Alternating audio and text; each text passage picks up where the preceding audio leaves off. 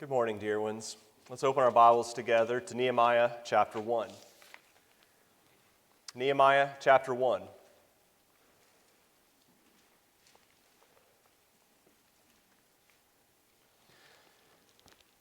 Nehemiah 1's with this man in Persia receiving terrible news, but news that was not unexpected. We read in Nehemiah chapter 1, in verse 3, that Jews from Jerusalem came to Nehemiah, and in verse 3, they said to me, "The survivors who are left from the captivity in the province are there in great distress and reproach. The wall of Jerusalem is also broken down, and its gates are burned with fire." So it was when I heard these words that I sat down and wept and mourned for many days. I was fasting and praying before the God of heaven. Again, Nehemiah received this terrible news, but it was news that was not unexpected. It was that Jerusalem, which should have been the very crowning jewel of Israel's relationship with God, the very place where God said, "I will put my name there, and I will put it there in my presence in a special way," this place was in ruins, and it tore Nehemiah in his heart. But what we read about Nehemiah is that the way he responded to it initially was with sadness and with sorrow, but that was not the end of the story. We read in the rest of Nehemiah that he approached this task with a positive attitude. And that's what we want to talk about this morning, is approaching the Lord's work and the Lord's cause, and the work here in this congregation with a positive attitude and not drowning in the negativity that it's so easy to in this world. So that's going to be our lesson this morning. It's part of our series, our theme for the year, thinking about how we can cultivate a mind to work. And what we're doing today is we're going to focus on Nehemiah chapter 2 and learn how we can adopt the kind of positive attitude toward the work that Nehemiah did. We'll look at his approach to this task, and we'll learn some practical things that we can use in our approach and maintaining that kind of positive attitude. But I certainly want to acknowledge that we do live in this world of negativity. And it can be easy as God's children to give in and to let this kind of negativity come into the Lord's house and to really define our approach and our interactions with one another. And we want to fight that. And we're going to learn from Nehemiah 2 how we can fight that. The first thing I want to do, however, in this lesson is think for a few moments about what we mean by positive. What are we trying to say? What are we not trying to say in this lesson? Then we want to consider Nehemiah's attitude, looking through a few verses there in chapter 2, and then we'll close by my offering to you a few suggestions on practical ways that are easy for us to adopt this kind of positive attitude in our work. So first of all, what do we mean by positive? I do not mean by positive that we are blindly optimistic, that we don't have a realistic awareness of some of the problems. You know, even as one of our shepherds, Mike, this morning was mentioning, I mean, you look at the world around us and it's disheartening at times.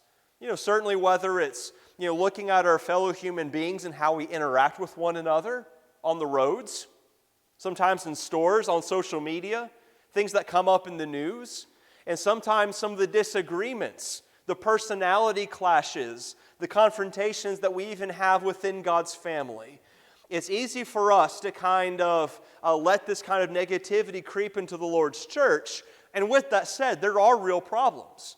Good churches have problems. You look at the church in Jerusalem. In Acts chapter 6, there were problems, and these fell along ethnic and cultural lines. It was a problem to be dealt with. We see the church in Antioch in chapter 11 of Acts. There were Jewish Christians, there were Gentile Christians, and they had to learn how to get along. We read on further in chapter 15 of Acts that there was a problem about doctrinal disputes troubling the church. And you look at the church at Corinth. I mean, by all means, you look at this congregation in the first letter that Paul wrote to them, and you think, what a terribly bent out of shape congregation this was. And yet, those very problems were arising from the gospel-touching, sinful people. And that the transformation and the new birth is not accomplished overnight. Good churches have problems. And if we're doing what we should be as a congregation, we will be confronting problems from time to time. And that is, in a sense, a negative statement. And so what I'm saying here is that we're not blindly optimistic. In fact, you show me a church that has not had problems for years and years. Neither one of two things is true. They are either ignoring problems, and so they're letting maybe the faithful bleed away to other places who stand for the truth, but they're not dealing with problems. Or in that congregation, there is a volcano that's waiting to erupt someday. Good churches have problems. We're not saying in this lesson that we don't acknowledge that, and we don't confront that at times. So what do I mean by positive? Here are some synonyms or some descriptions of what I mean by positive. Positive means hopeful. Yes, it identifies problems, but it sees how these problems can be solved and even how the problems themselves can be opportunities for growth. It's hopeful. It's also confident. Positive is not timid. Positive is not awed or intimidated by the challenges before, but it's confident, not in self, but in God's ability to provide these kinds of solutions, as we see in Nehemiah. Positive is also constructive. Positive does not going around constantly finger pointing, looking at the issues only, but looking at how they can be built upon. And furthermore, positive is consistent. And this is something we especially learned from the book of Nehemiah. There were many opportunities for Nehemiah to just give up and say, these people are just not worth it. This nation, with their abuse of the poor, with the haughtiness of the upper classes, with some of the spiritual disarray, we're just not worthy of this, and he could have given up. But Nehemiah did not. Positive is consistent, and it doesn't give in to the first sign of opposition.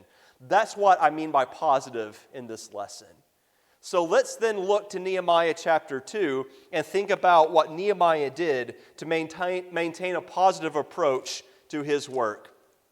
First thing we need to acknowledge is that Nehemiah was faced with an almighty task before him. It had been around 140 years since Jerusalem stood as it had in the days of the kings where the sons of David were ruling. It had been over 140 years. No one up to this point had tackled the task. Nehemiah is faced with this, but he tackles it, but he does it with the Lord's help. And so what Nehemiah does, we see in chapter 2, he prayed to God, and part of his prayer was answered in his interview with the king of Persia.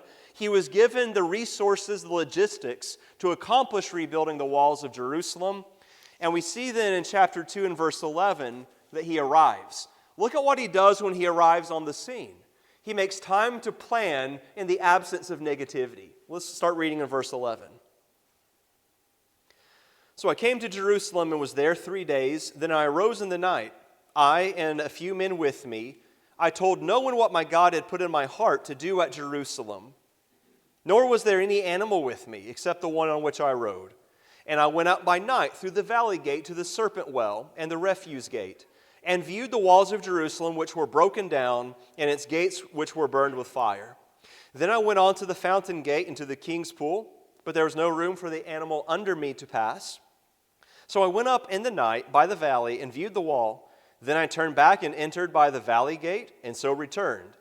And the officials did not know where I had gone or what I had done. I had not yet told the Jews, the priests, the nobles, the officials, or the others who did the work. I'll tell you one valuable thing that Nehemiah did here.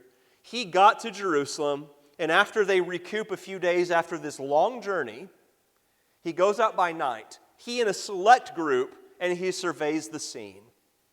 Now, I will not presume to tell you all of the reasons and the motivations that Nehemiah had for doing it this way, but can I suggest one practical consequence or benefit of what Nehemiah did? He was able to survey the walls and the task before him in the absence of negativity. And I think all of us would attest to this fact, that there is something that is contagious about negativity, about those who are constantly criticizing and complaining, and they're talking about what things are not, what things won't be, how we can't, and they're only looking at the negatives. That's contagious. And if you're like me, you've been in situations before, and maybe it's around the proverbial water cooler at work, or maybe it's in kind of a school situation, thinking about teachers or other classmates, or sometimes even within the congregation of God's people. and there's a negative comment thrown out. There's some murmuring. There's a complaint that's offered. And the little small group in this conversation, it becomes a feeding frenzy. You know, like on National Geographic, when the piranhas really get into it, that's what we can be like sometimes. And that's the ugly side of our character. And I would submit to you that Nehemiah looks at this without the noise of negativity around. There is a need for calm, calculated thinking, not for how could we ever do this, but this is getting done. Fact. Now, what are we going to do to start? Look also what Nehemiah shows in this chapter is that on the other side of the coin, positivity is also contagious. Start in verse 17. Then I said to them, you see the distress that we are in, how Jerusalem lies waste, and its gates are burned with fire. Come and let us build the wall of Jerusalem, that we may no longer be a reproach. And I told them of the hand of my God, which had been good upon me, and also of the king's words that he had spoken to me. So they said, let us rise up and build. Then they set their hands to this good work. You know what this tells me is that the people were waiting for, this kind of positive acclamation, we can do this. The king is behind us. The job is an opportunity before us. I'm ready, and God is with me. And he testifies of what God had done to give him favor in the eyes of the king of Persia. And so as Nehemiah does here, he says, let's get behind this and let's get it done. And I think we've observed this before too. There are some times in which maybe it's a family situation, or maybe it's some other kind of project that must be done at work or even within the congregation. And all it takes is one person to kind of get up and to say, is anyone else here kind of feeling like me about this? Let's get into it. And here the people respond to that kind of sign of leadership. Sometimes all it takes is one to stand up and they open the eyes of others to the opportunities, and that then momentum and inertia can move in powerful ways.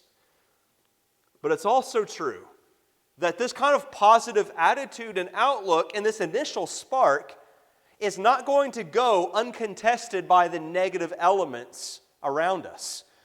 Nehemiah's optimism was met with a response of negativity. Look at how he replies to that. Look in verse 19. But when Sanballat the Horonite, Tobiah the Ammonite official, and Geshem the Arab heard of it, they laughed at us and despised us and said, what is this thing that you are doing? Will you rebel against the king? Mockery, threats, and intimidation. How often have you been in a situation where you've observed it, or you yourself have been the one to say, hey, let's maybe have a better outlook on this and let's get to work, and someone says, you're not the one to do this, or this can't be done. And we're just told what we can, what we shouldn't be doing. Look at how Nehemiah responds to that. I answered them and said to them, verse 20, the God of heaven himself will prosper us. Therefore we as servants will arise and build, but you have no heritage or right or memorial in Jerusalem. Do you see that Nehemiah, at least as these words are recorded, did not engage in some kind of debate with these men? He did not allow the negative voices who had clearly manifested their disingenuous motives. He did not allow them to drag him into some kind of fight or some kind of debate where he was going to waste his time going around in circles with those who clearly were not wanting to listen and who were clearly the opposition. And so there are times in which the intimidation or the mockery or even just the naysayers should be met with no, that's not the approach we're going to take. Nehemiah here acknowledged God's with us. He didn't take the time to explain, oh wait, yeah, the king is with us. I've got the letters of recommendation from him.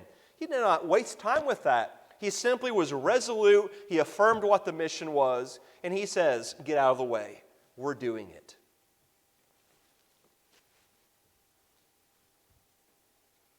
So it comes down to this, brothers and sisters. You can choose the negative, or you can choose the positive. You know people in your life that are negative. And unfortunately, again, that's a negative statement, but this is a fact. You also know people who are positive. That is not determined by circumstances. It's not determined by family, by genetics. It's not determined by their social or economic status. It's determined because we choose our outlook on life. So what do you choose? There is a lot of work to be done in this church. You think about the opportunities and the needs within this congregation. There are the people of God, you and I, who need to be educated in the Scriptures and built up. It is a monumental task for a congregation to think, what is the best, most effective, most God-pleasing way for us to have a class system and to educate our young people and our older people in the Word of God? That is an almighty task. There are people who are part of this congregation, even here right now, and some of us struggle with things in life. Imagine what this building and this auditorium would look like right now if every person who at one point or another had been a part of this group and faithful to God were here, but yet they're not, because they're a sheep who has wandered away. There's so much work to be done.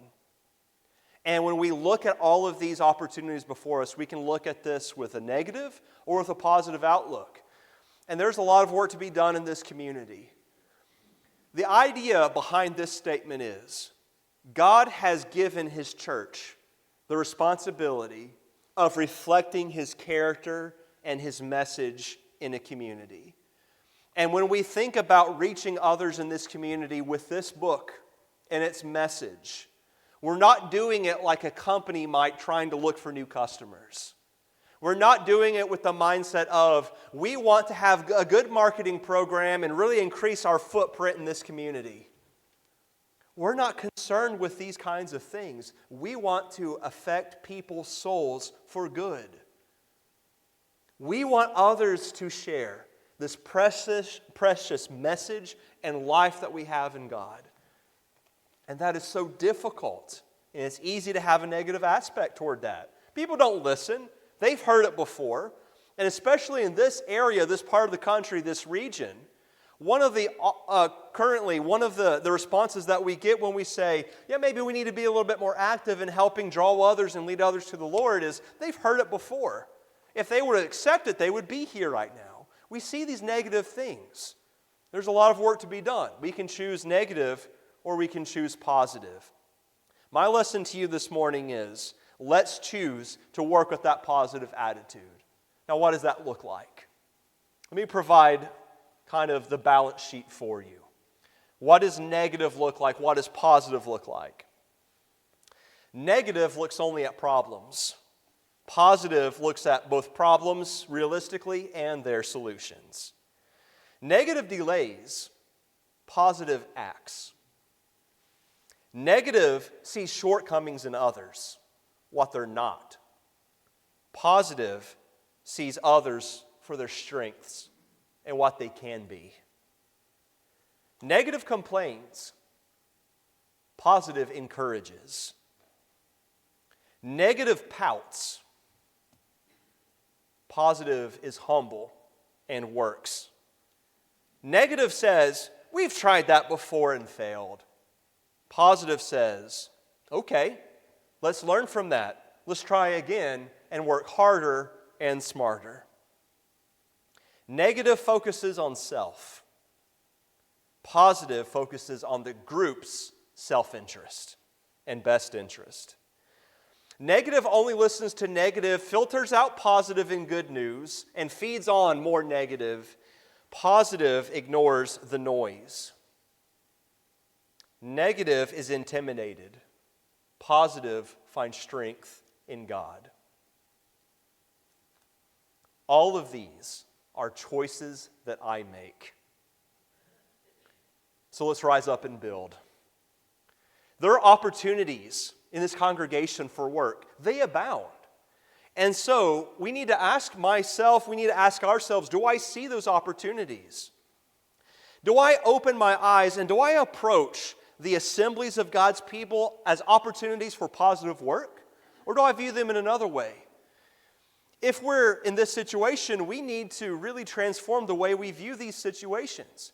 Do we view the assembly as, yep, it's just something to check off the box?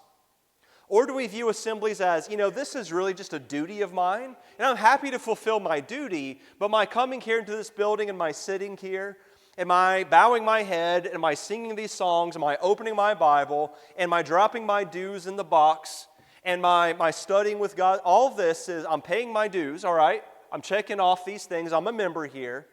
Do we look at it like that, or do we look at the attendance at the Lord's assemblies as, this is an opportunity to do some good? Do you see someone here who looks a little bit down? Maybe they don't look like their usual self. Do you notice them to know what they usually look like? Could you say something to them? Could you give them a smile? Is there someone on the other side of the building that you look over and you realize, it has been a month or two, or maybe never since I've talked to them? That's an opportunity. When we think about our presence here, do we come to be served, or do we come to work and to serve? Do we come to this place, or do we interact with each other outside for what the church does for me, or for the opportunities of how I can do a positive thing for God and His people? One other thing I would encourage you to do in rising up to build with this positive outlook is to work, first of all, on self and with family about cultivating this kind of positive outlook. And can I say something especially about the kind of impact that our attitudes can have on children? Imagine a situation in which the assembly is over, you're heading off to lunch, or you're going home, or whatever the case is, and they're in the car. Here are the children back there, and they hear things like, that sermon was just really, he didn't really have it this morning. Or, was he not looking at the clock? He used way too many scriptures and never got into really much depth in them. Or he didn't use enough scriptures. Or the announcements, they forgot so-and-so. Or the announcements did not get this detail. Or they were too long, or they were too short. And did he really lead all 3 verses of those songs? And if we're not careful, it becomes just this negative chatter. What impact does that make on children? Or if they are hearing their parents on Sunday morning, come on, get ready, get out of bed, we got to go to worship, and we just have this foul, bad attitude about it, why should we be surprised sometimes if young people don't have the best of attitudes toward the worship in the assembly? What a wonderful occasion, as Mike said. We are with the people of God. We're with people, and we're looking at faces that we'll be beholding for eternity together.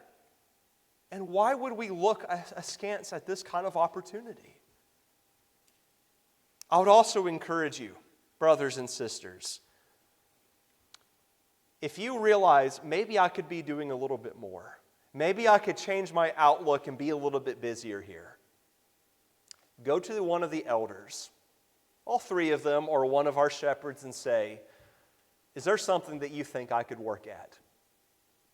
Is there something that you would suggest I do? Is there someone that you think I might have a better window of insight into their needs or problems, someone I could help? Is there some kind of task you wish for me to do? Are there things that are not being done that you think I could help with?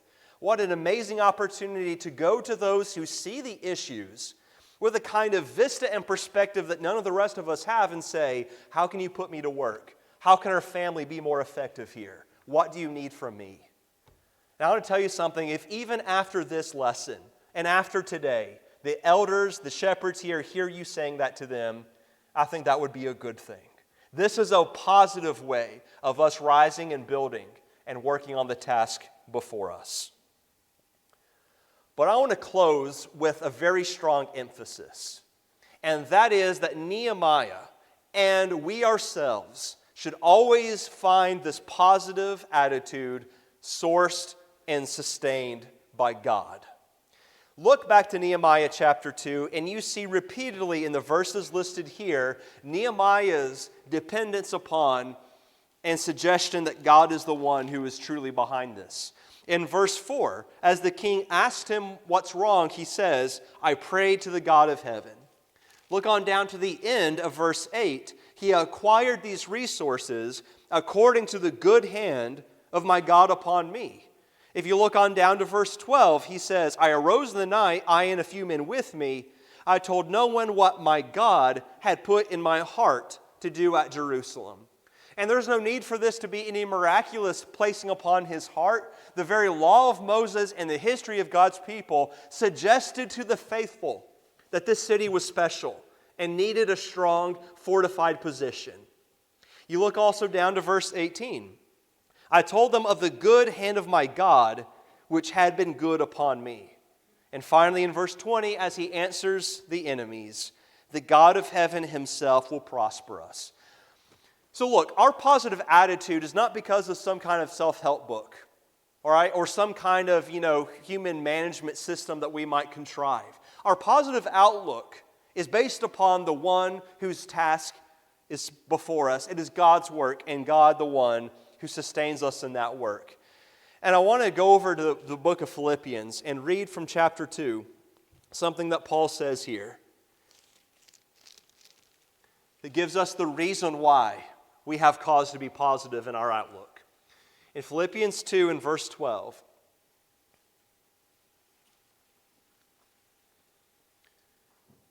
he writes, Therefore, my beloved, as you have always obeyed, not as in my presence only, but now much more in my absence, work out your own salvation with fear and trembling, for it is God who works in you, both to will and to do for His good pleasure. And again, we turn back to chapter 1 and we see Paul's prayer and comments toward the Philippians. And this would be the sentiment that we would share among each other this morning. Back in chapter 1 and verse 6, Paul writes that he is confident of this very thing, that he who has begun a good work in you will complete it until the day of Jesus Christ. It is God who works in us.